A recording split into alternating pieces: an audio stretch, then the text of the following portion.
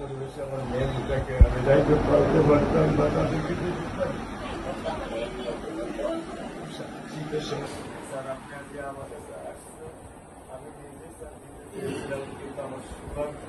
আমার মেয়ে আপনি স্যার বিশ্বাস করবেন না আমার স্যার ৫৫ বছর বয়স আপনি মনে করতে পারে স্যার শেরপুরে লীগের একজন নেতার একটা বাচ্চাও স্যার মারা গিয়েছিলেন আপনার মনে হয় স্যার হয়তো বা স্মরণ আছে ভালোবাসা আর ঋণের কাছে স্যার আমরা ঋণী কিন্তু স্যার আমার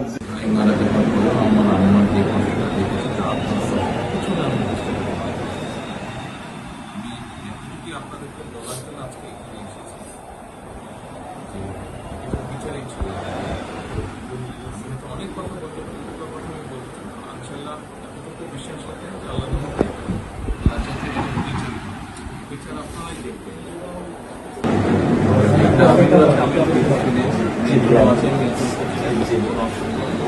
আর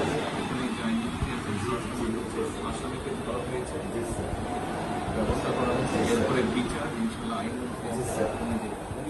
উনিও কন্যা সন্তান আমিও কন্যা সন্তান উনিও কন্যা সন্তান কাজে আমরা জানি কন্যা সন্তানের কষ্টটা আমরা একটা ছবি ছিল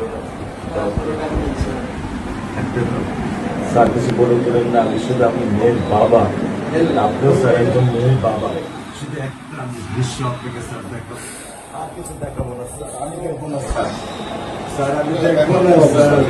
এটা নিয়ে আমি সারা জীবন স্যার আমি কি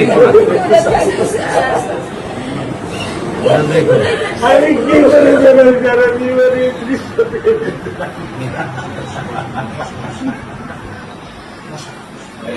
আমার এই দৃশ্য আমি কি দিয়ে পূরণ করবো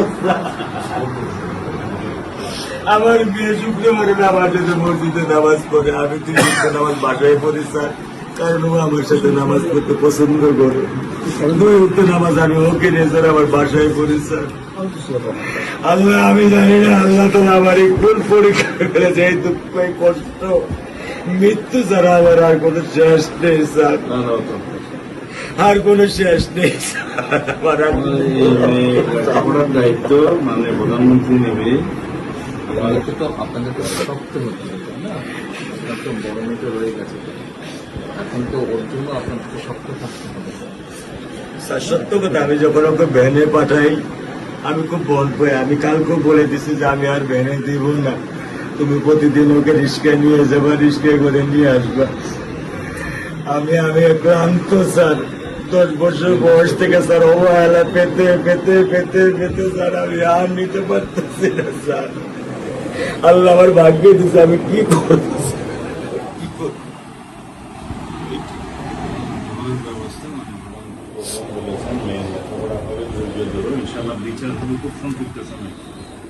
ইত্যাদি বেশি বলতে পারবো না কারণ আদালতের বিষয় তো আমরা চার্জশিট দেবো ইনশাআল্লাহ এই 24 ঘন্টার মধ্যে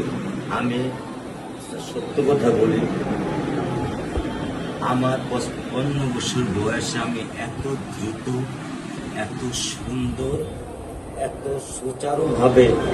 আমি কখনো দেখিনি এটা বুঝতে পারছি এটা তো বুঝতে এটা আমি বুঝতে পারছি স্যার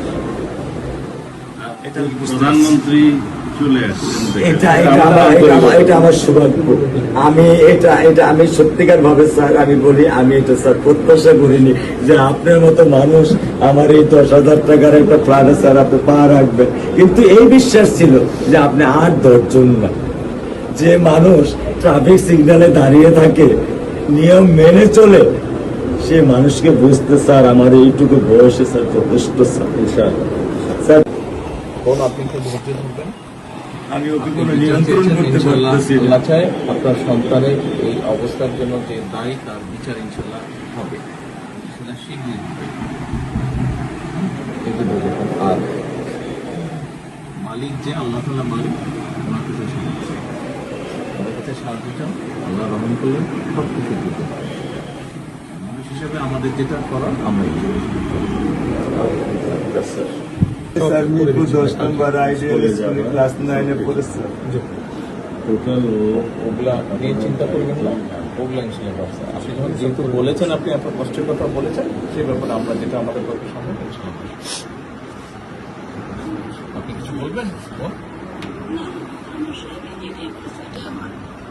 চাওয়া। স্যার, আপনি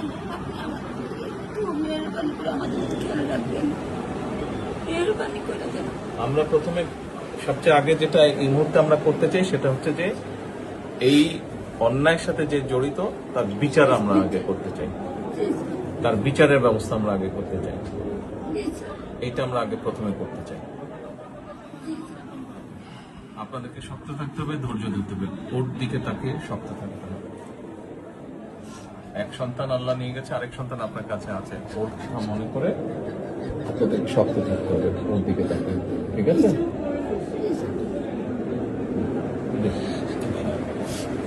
চলে আসছি, হ্যাঁ ভাই, চলে আসছি, আজকে চলবো।